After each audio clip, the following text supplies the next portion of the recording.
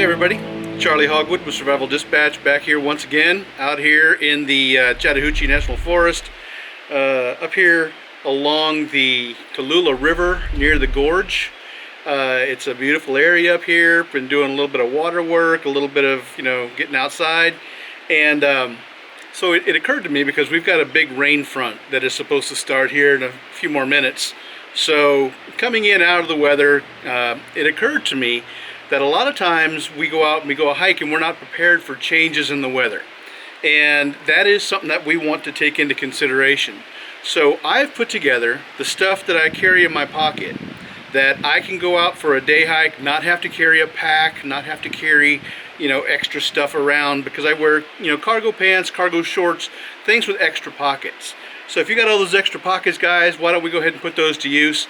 Not look like we're always on some kind of troop movement with a big backpack or tactical molly bag. We don't always need that kind of thing.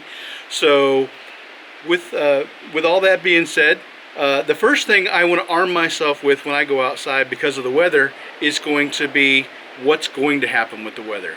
Do my understanding, do my weather recon, if you will. So I start out with the software program on my cell phone. I like the Dark Sky app. It gives you the hyper-local weather, and it tells me what time it's going to rain, what the rain's going to do today for the next week. I can look at it and I can tell what's going on with that. So I like this app. It tells me in how many minutes the weather's going to start and how many minutes from there the weather might end. So that's a pretty handy tool. So, but with that, I'm also carrying my cell phone out into the weather. I want to make sure I take care of it. So while these are still relatively water resistant, they're not waterproof, I still might want to put mine in one of these weather pouches. Now this is not going to be great for scuba diving, this particular pouch. It's just a simple little water resistant pouch, but it'll help a little bit when you're walking in some heavy rain. So why not take that extra little caution? So now, without any further ado, I want to break down what I want to carry with me on my hikes that can go out in the weather that might pop up. The first thing I want to think about are the 9 areas of survival that we always talk about. I've said they translate to every situation that you want to prepare for. So I can look at it and I can say, all right, food, water, shelter, safety, security, energy, communication, transportation, and intel. So intelligence gathering, information. So I did my information, I did my weather recon. Now let's look at the rest of that. So how about food and water? Well, food, I might just throw a protein bar in my pocket. These are already wrapped like this. I can take that swimming. It's not going to hurt it a bit. That'll be just fine for the weather. So for water, I don't want to carry a big heavy water bottle with me everywhere I go. And I know I'm hiking along a river, so maybe I can just take my Sawyer Mini, right?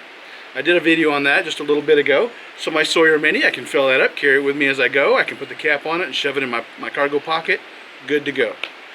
On my Sawyer Mini, I also have these little cheesecloth shower caps I mentioned in my other video that have a little elastic band on them. I'll use that to pre-filter the water out of the river into my bag.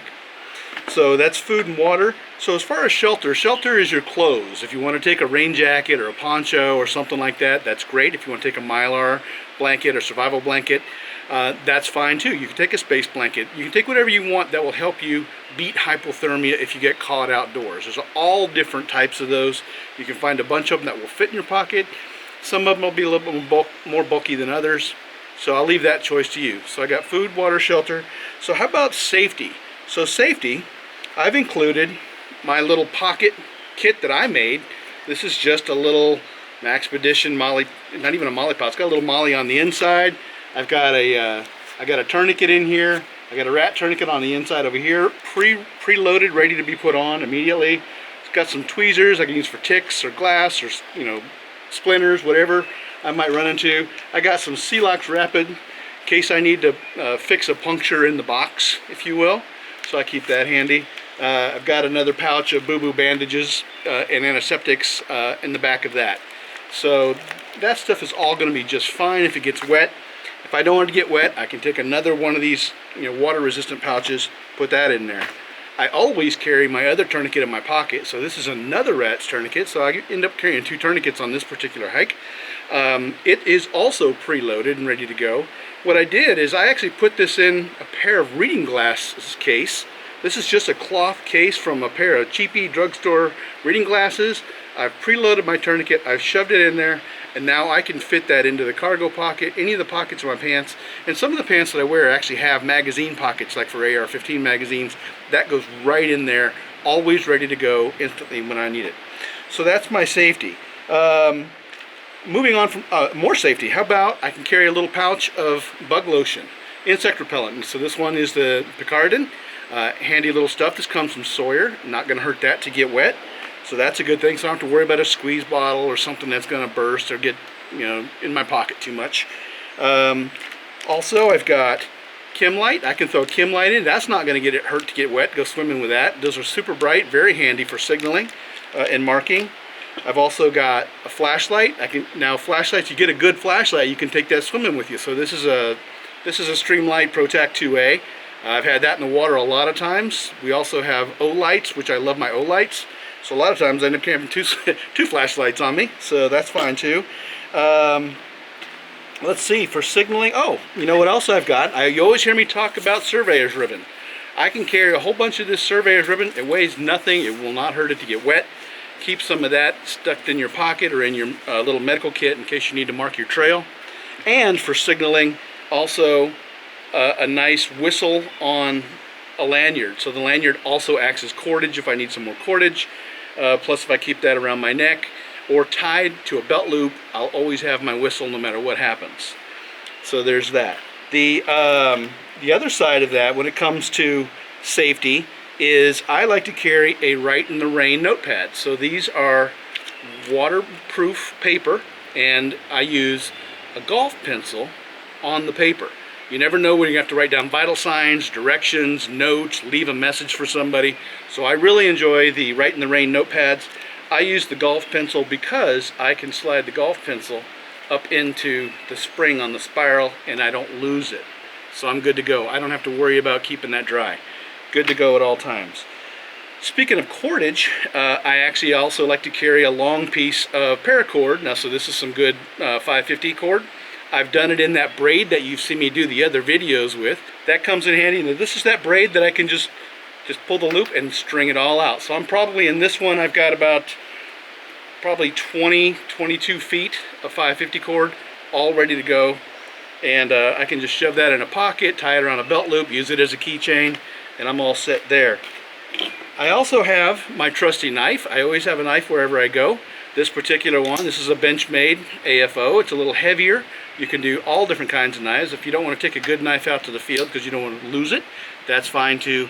But at least have some sort of a blade for when you get outside. Now I also carry my compass. So this one here is the MC2. This is the Sunto MC2, and it's not going to hurt that to get wet. It's a good lensatic mirrored compass, and with that I'll have the mirror, so if I need to do any work in my eye or see anything or do any signaling, I can do that. But it's also a great compass. It has all the declination, clinometer, and all that stuff on it. Not going to hurt to get that wet either, so that's pretty handy. Also, you never know when you're going to get stuck out there and might need to make a fire. Now, I have an aLOKSAK. These things can be easy to lose, so what I did is I just took a little piece of 550 cord, an orange one, and I got an orange aLOKSAK striker, ferrocerium, and that way I can just pull it out of my pocket. I can always have something to tie it to if I need to. I don't lose that.